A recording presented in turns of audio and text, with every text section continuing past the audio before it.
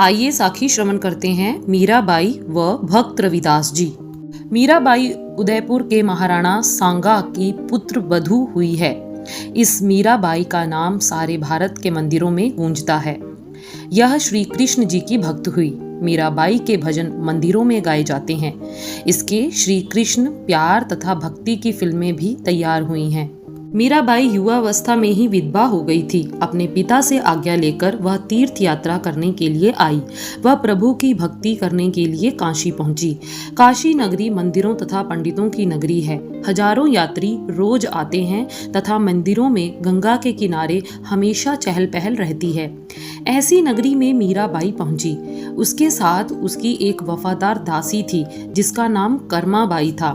यहाँ बता देना ठीक है, चाहे अलग जगह पर भी मीराबाई के लिए लिखा है कि मीराबाई बचपन से ही श्री कृष्ण जी की भक्त थी। वह विष्णु पद पढ़ती तथा युवा अवस्था में श्री कृष्ण जी के मंदिर में देवदासियों की तरह नृत्य भी करने लग जाती थी। वह श्री कृष्ण के अतिरिक्त किसी की वंदना नहीं करती थी तथा श्री कृष्ण को ही पारब्रह्म समझती थी। वह जब काशी में पहुंची तो उसने हर जगह आडंबर का ही प्रभाव देखा। विश्व के मालिक पारब्रह्म की वास्तविक पूजा कम होती देखी। वह संतों महंतों के पास घूमी। उसने हर जगह जाकर ईश्वर का प्रकाश देखने का यत्न किया तो उसको कहीं कुछ नजर ना आया। मीरा हरि की प्यारी थी। कृष्ण की मूर्ति को उसने माँ के कहने पर अपना स्वामी माना था और श्री कृष्ण जी का आंचल ना छोड़ा। पर जब ज्ञान हुआ, शादी हुई तो पता लगा कि उसने उसके सांसारिक पति राणा साहब हैं, तो उसके साथ सांसारिक संबंध रखा जितना स्त्री पुरुष का शारीरिक संबंध होता है। पर मीराबाई की आत्मा या रूह तो श्री कृष्ण भगवान के चरणों से जुड़ी रही। धीरे धीरे मूर्ति एक तरफ हो गई, केवल भक्ति रह गई। आत्मा प्रभु परमात्मा के भजन गाने लगी। वह आडंबर से बहुत दूर चली गई। काशी के मंदिरों में भगवान का यश कम मिला। उसको तो ब्राह्मण यश ही नजर आया। माया की पूजा दिखाई दी तथा हृदय में संशय उत्पन्न हुआ, व्याकुलता आई। पर जब रविदास जी के दर्शन किए तो आत्मा से आवाज आई, यही सत्य है, वास्तव है, प्रभु की पूजा। मीरा जो ढूंढती थी सो मिल गया। मीरा ने हाथ जोड़कर प्रार्थना की, हे स्वामी जी। यह शब्द अभी मुंह से निकला ही था कि भक्त रविदास जी ने रोक दिया। उन्होंने कहा, हे देवी, मैं तो एक निम्न जाति का व्यक्ति हूँ। आपके भले के लिए प्रभु के आगे प्रार्थना करता हूँ कि जन्म जन्म का बिछुड़ा हुआ कहीं मिल जाऊं। 84 के चक्र में पड़ा हूँ। मुझे स्वामी कहने का क्या लाभ? स्वामी तो वह मालिक है जो जगत का करता है, उसके आगे ही प्रार्थना करो। भक्त जी ऐसे शब्द पढ़ने लग पड़े।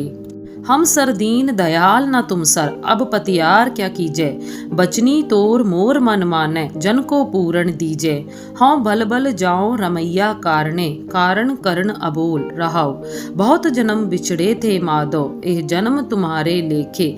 कह रविदास आस लग जीवो, चिर पयो दर्शन देखे। जिसका भावार्थ है, हे करतार, इस दुनिया में मेरे जैसा कोई गरीब नहीं तथा आपके जैसा कोई दयालु नहीं। यह बात मानी है। आपके सुंदर वचनों में मेरा मन लगा है, भरोसा कर बैठा हूँ। अब मन किसी तरफ नहीं जाता। हे मेरे दातार, मैं आप पर बलिहारी जाता हूँ। पर क्या कारण है कि आप हमसे बोलते नहीं, चुप रहते हो? है तो बात ठीक, हे प्रभु, मैं कई जन्म तथा चिरकाल से आपसे बिछड़ा हूँ। अब दर्शन की अभिलाषा है, इसलिए यह मनुष्य जन्म आपके सपुत्र कर दिया है। अथवा मनुष्य जन्म का भाव है कि प्रभु की भक्ति की जाए तथा आशा है कि जीवन में सफलता प्राप्त हो, ऐसे कार्य करें। इसके आगे उन्होंने उच्चारण किया, हे देवी, सबका दाता राम है। उस राम के आगे प्रार्थना करते रहें तथा उसकी ही भक्ति करें। ऐसी भक्ति करें कि द्वेष भाव मिट जाए।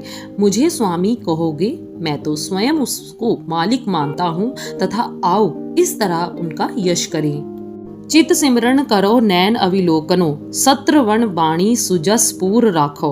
मन सो मधुर कर करो चरण हृदय, तरो रसन अमृत राम नाम भाखो।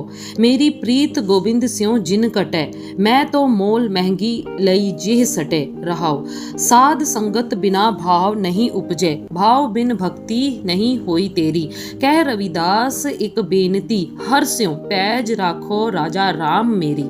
मन में आठों पहर सिमरन करते रहो, आंखों में भगवान का ही चित्र हो तथा जो कान सुनने के लिए हैं, इनमें आपके यश के बिना कुछ और ना सुनाई दे। ऐसा मन हो कि वह भंवरे की तरह अमृत रूपी यश को ही प्राप्त करे, केवल भगवान का नाम ही उच्चारण करता रहे, अन्य किसी तरफ मन ना लगे। यह भी प्रार्थना है कि मेरी प्रीत अन्य किसी और भाव, दौलत, अहंकार, वासना आदि की तरफ ना लगे, बल्कि प्रभु का ही यश करती रहे। यह भक्ति महंगे दाम पर ली है। यहाँ रविदास जी का अपने पूर्ण जन्म की तरफ इशारा है। कैसे उन्होंने पिछले जन्म में भक्ति की पर छोटे से आलस्य के कारण फिर जन्म लेना पड़ा।